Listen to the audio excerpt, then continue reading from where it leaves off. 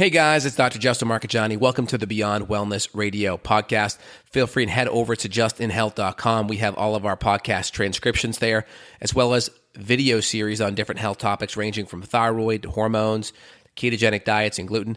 While you're there, you can also schedule a consult with myself, Dr. J, and or our colleagues and staff to help dive into any pressing health issues you really want to get to the root cause on. Again, if you enjoy the podcast, feel free and share the information with friends or family, and enjoy the show. And we are live. It's Dr. J here in the house with Evan Brand. Today's topic is going to be wonderful for the podcast. We're going to be talking about the mold-gut connection, how your digestive issues may be exacerbated by mold toxins. So great topic here. Evan personally been affected by it himself, and we see lots of patients all the time with these issues. So let's dive in. Evan, how are we doing today, man? Yeah, man, doing really well. And a lot of people have been to naturopaths. They've been the functional medicine people. They've been to conventional doctors. They've been treated for SIBO and SIFO, whether it's rifaximin or natural SIBO protocols. Maybe they've done SIBO diets or some of these rotational food diets and that sort of thing. Maybe they've tried berberine, oregano, garlic, and maybe they've made some progress, but then they're still stuck. I'm going to mix up my words. They're stuck and sick. Yep. So that's a bad combination of S's. Yep.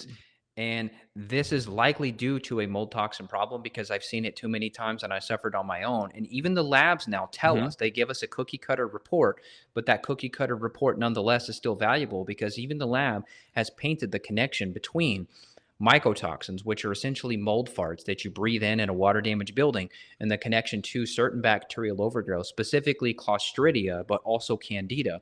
And the mechanism of why this is so damaging, especially to young children, is because we know that Clostridia bacteria screw up the organic acid levels called HPA, and this affects levels of neurotransmitters. So when you get these children, they have behavioral issues. They may be diagnosed with something like PANS, which is a pediatric acute neuropsychiatric syndrome. These kids usually have sensory problems, food sensitivity, skin issues, histamine problems, allergies. Maybe they're biting children. Maybe they're angry or irritable. This can all be traced back due to this toxicity.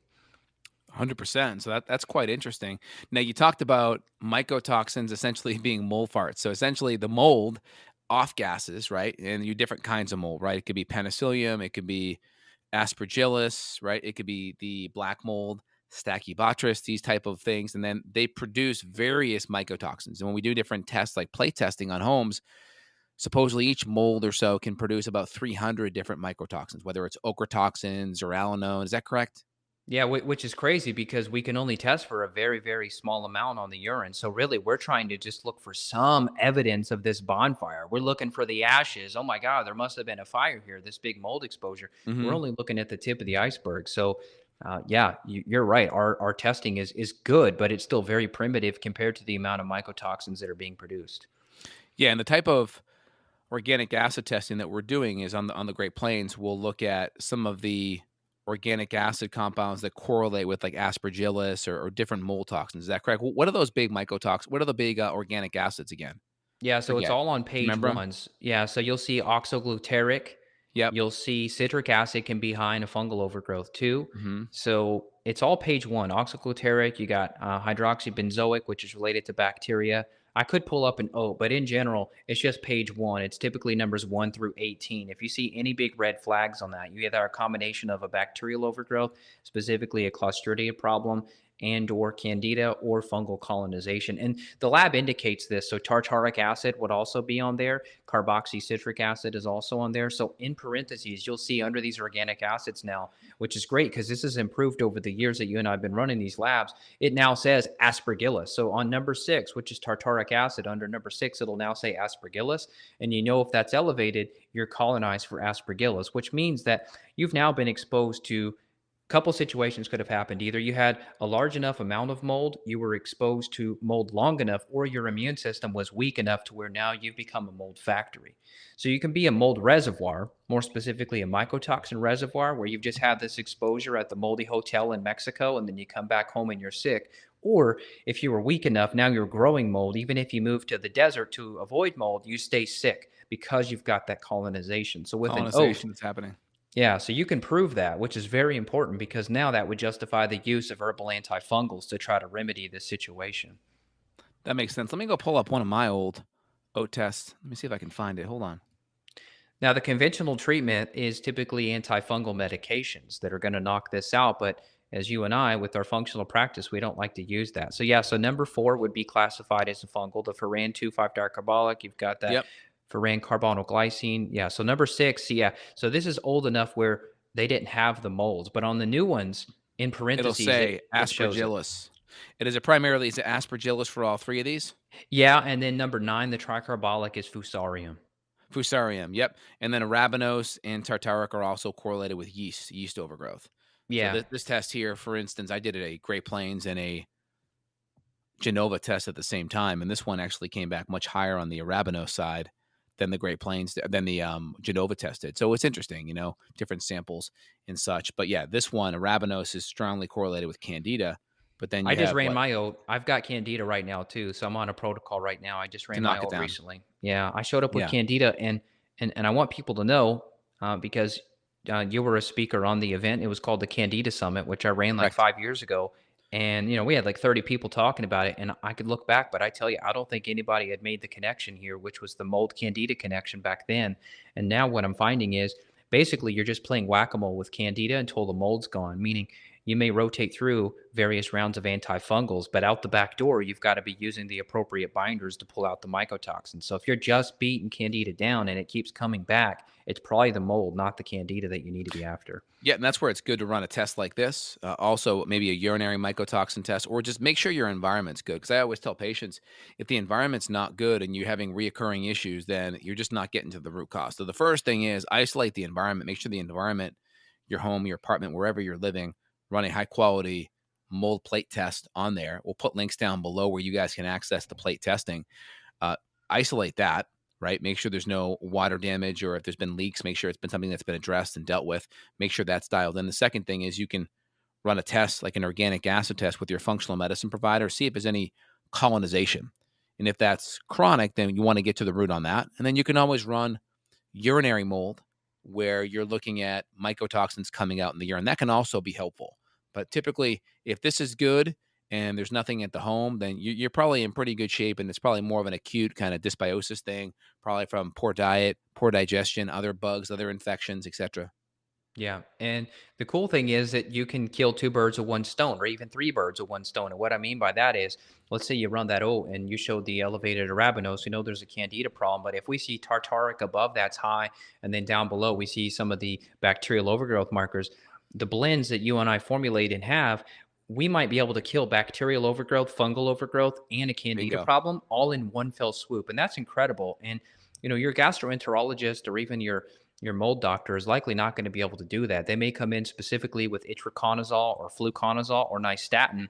But as you know, we're facing this big problem of antifungal resistance, just like we're finding with antibiotic resistance. And so now you've got these very virulent strains, which are difficult to kill with the conventional medications. You and I've talked about this before, but the long story short of it is all the different alkaloids and terpenes and beneficial nutrients in the plants, those don't have this resistance problem. And if you're mixing this herb and that herb and that herb, it's not 1 + 1 = 2, it's 1 + 1 = 10. You get this Yeah. synergistic effect. Yeah, you see the same thing with addressing bacteria and other bigger bugs. Berberines and Artemisia or wormwood have synergistic effects. Also, the fact that you get a lot of antioxidants in a lot of these herbs. And so, especially if they're high quality, you get a lot of antioxidant support because when you start killing bugs, there's a lot of oxidative stress that's happening. And then when you provide like an antifungal, like a diflucan or an amphotericin or a nystatin or a ketoconazole, obviously there's no antioxidants in those. It's the drug. And so you're going to have a lot of oxidative stress. So it's nice to have a blend of different herbs in there, one to prevent the resistance. And then also, people have yeast issues. A lot of times they have bacterial bugs as well. And efflux pumps are a big thing that a lot of bacteria and bugs use to kind of protect themselves. So I kind of say like a bacteria is like a sinking canoe, right? And essentially you poke holes in that canoe with a lot of the herbals. And think of the efflux pumps as the person in the canoe bailing water, right? So they try to keep on bailing water so they don't sink, right? And so think of the herbals when you inhibit the efflux pumps, whether it's with ginger or different antimicrobials, it's like taking the buckets away from the bacteria that's bailing water and allows them to sink better, allows them to effectively be destroyed. That along with addressing biofilms too. Yeah, that's awesome. And the cool part is too, you can minimize the die off if you're doing this right. A lot of Hmm. people when they hear these conversations, they get afraid. They go, "Oh my God, candida, mold, bacteria, parasites, worms. Like, oh my God, this is a lot of stuff in me. I want it out of me, but now I'm afraid. Am I going to feel worse before I feel better?"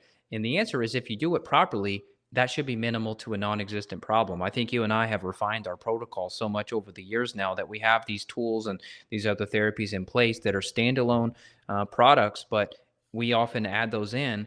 Or if we see that we hit a roadblock or a big bump in the road, like a die off, we can change dosing, we can rotate, we can add in other support. We're always talking about liver and gallbladder and binders and hydration and biofilm. These other pieces, these other variables, these are the make or break things for some people. 100%. And when people kind of want to go after the gut, we live in an antibiotic like kill, kill, kill generation. So people tend to, when they find out they have an issue, they want to go kill, kill, kill. And that can be very stressful on the body. So it's always very important to calm down the inflammation, get the immune system stronger, get the hormones that help with anabolic metabolism, which is healing, recovering, anti-inflammatory support. That kind of sets the table because the more stressed and inflamed you are, your lymphatic system, your detoxification system, your immune system won't work as good. And plus, people forget your detoxification system, right? The cytochrome P450 oxidase pathways, especially the phase 2 pathways, they're going to run off of a lot of sulfur-based amino acids.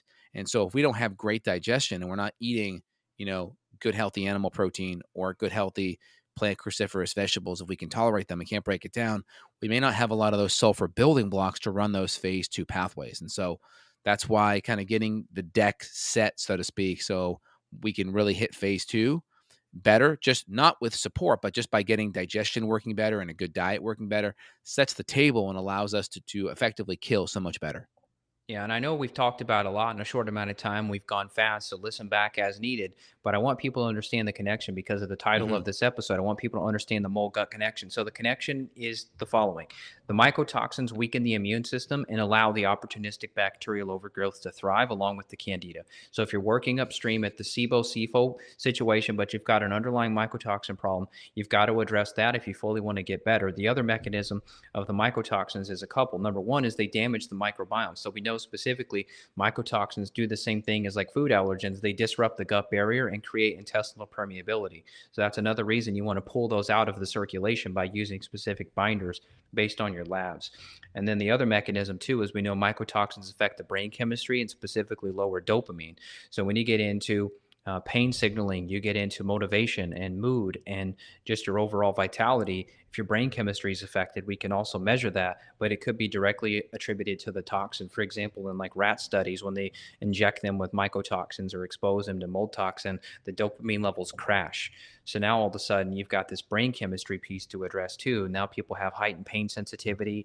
They're depressed. They may be just more flat with their life. Once again, they go to their psychiatrist. They're not going to bring up mold toxicity. They're putting them on an antidepressant medication. They're never going to say, hey, oh, your basement flooded. That's why you're depressed and anxious and you have diarrhea. So the connection of the gut symptoms too, the diarrhea, any type of bloating, burping, digestive pain, especially in children. Children don't use the same language as adults. So if your child is complaining about stomach pain, that could be one clue that there's something related. That was my issue for my daughter Summer. She was complaining of tummy aches, so we did run stool on her. She did have H. pylori when she was 2. We tested real high. Maybe I gave it to her sharing water bottles or something. But either way, we took care of that. And then stomach pain was continuing. That was when we had got exposed to mold. Luckily, I got her on binders. Now she's in a better place. So I've seen it, unfortunately, with my own kids, and it's stressful to see your kids suffer. But it's a good lesson. It's a good learning lesson that your children are not crazy. And if your kid's complaining of a chronic issue like this with pain, consider this as a possibility, especially if you, as the mother, are toxic, because the toxins go through the placenta and they also go through breast milk. So if you have your own digestive, skin, whatever problems, mood problems, and your kid has similar issues as you, well, it could be the generational passing of toxins.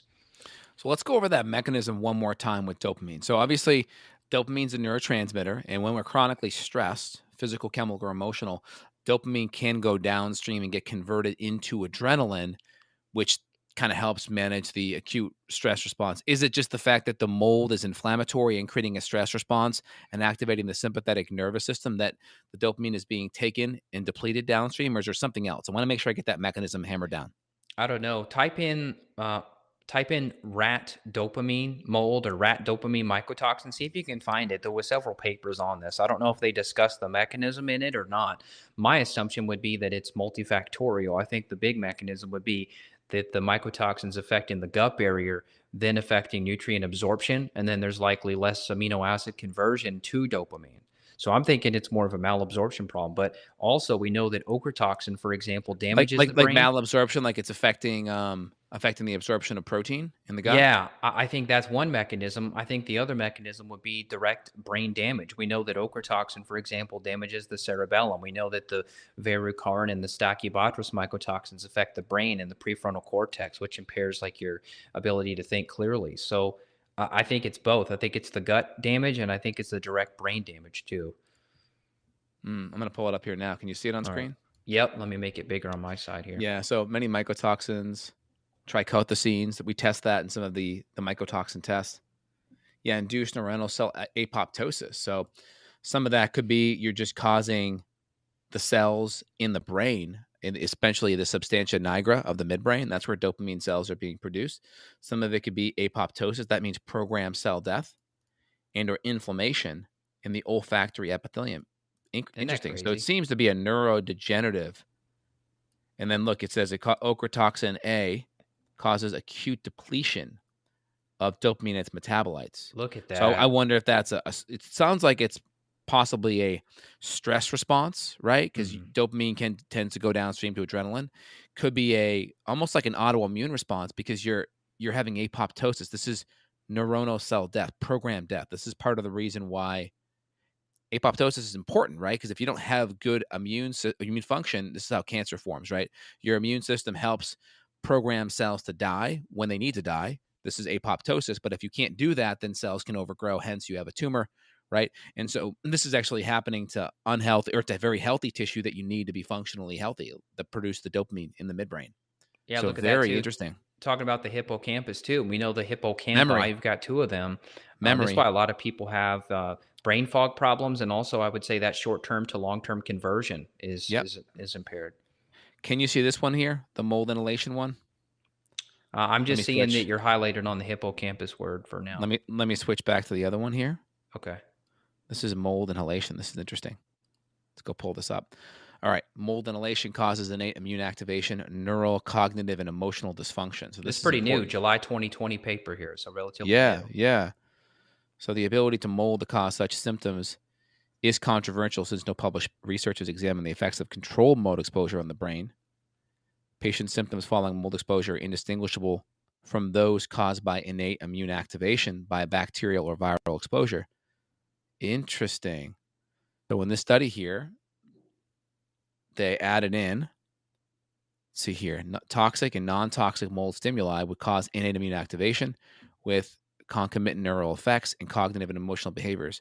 We intranasally administered intact stachybotrys, this is black mold, Oh, extracted non-toxic stachybotrys spores, and a saline vehicle to mice. you don't As want to be that predicted, mouse. wow, no, as predicted, intact spores increase interleukin 1 beta, immune reactivity in the hippocampus. Both spore types decrease neurogenesis. This is forming new neurons in the brain and cause striking contextual memory deficits in young mice while decreasing pain thresholds. So this is another word saying causing more pain in the body. So if you have mold exposure, joint pain could happen, right? And And of course, check enhancing out the next auditory line too. and Look enhancing at the acute memory in older mice. look at the Non-toxic spores, anxiety. yeah, also increase anxiety-like behavior. Levels of hippocampal immune function correlated with decreased neurogenesis. That's creating new neurons in the brain. Contextual memory deficits, right? Obviously, less memory, and or enhanced auditory cued feared memory. I wonder what that means. Maybe it's just like you're more sensitive to external stimuli. I read Innate that. immune Yeah, I read that as sound sensitivity, which is sound definitely sensitivity, yeah part of the right? toxin and light sensitivity too. So people will often have to wear sunglasses even when Yep. it's not very bright. You and I've talked about that in the context of adrenals years ago, but that's also a mold toxin thing. Yep. And innate immune activation may explain how both toxic mold and non toxic mold skeletal elements cause cognitive and emotional decline. So it's really important. We don't want to be in an area where there's a bunch of mold toxins. And we could do a whole other podcast on how to mitigate mold toxins as a whole. I mean, of course, get your home tested. That's the first thing. If you have water damage, make sure it's mitigated by a professional right away, because mold starts to form when sitting water in as little as 2 days. Got to make sure that's under control. And then if you're on the fence, get yourself tested, right? We'll run an organic acid test. Maybe you run a urinary mycotoxin test and see what your actual load is. But again, one of the big telltale cue signs is, get out of your home if there's mold there and you start feeling significantly better and you go back, you notice an increase, definitely get your home tested, definitely get your internal mold tested as well via your urine. Yeah. Well, I know we got to wrap this thing up. We got calls to get to, but I hope this is helpful for people. We can always get geekier and dive deeper and go longer, but I think you guys get the gist here. The connection of the brain toxicity, the gut damage, there's a mitochondrial element with the chronic fatigue piece. So if you are suffering from any chronic issue, whether it's mood, like depression, anxiety, energy problems like chronic fatigue, low libido, poor erectile function, cold hands, cold feet, increased light sensitivity, blurry vision, could be other things, but this is a big smoking gun, and all of us are inside way too much. We're not outside like the Amish are all day. They might have had moldy homes, but they're not breathing it in the majority of the time. They're outside in fresh air where the toxins are diluted. So, us with our indoor lifestyle as modern humans, we're at more risk of this stuff, and our buckets are already full due to pesticides and other toxicity in the environment. So, this is a really, to me, it's an epidemic problem, maybe the biggest one. And not everyone is as genetically sensitive, right? Some people, they go into a moldy area, they get brain fog right away. Some people do fine. Either way, it's definitely a stressor in the stress bucket. And if you know it's there, you definitely want to pull it out, because it's going to help give you more resiliency and more adaptability. So great podcast today, Evan. Anyone listening on the audio version, we pulled up some studies and some lab tests on the video version. We'll put the link down below so you can see the video version. We'll put some links to some of the labs and the products that we talked about today so you guys can take a look at those. Evan, great chatting with you. Head over to evanbrand.com to reach out to Evan via functional medicine, nutritional support worldwide, as well as justinhealth.com, Dr. J, myself, justinhealth.com. For myself, we are here to help and support you guys wherever you are. Have a phenomenal day, everyone. Take it easy. Bye-bye. Take care. Bye now.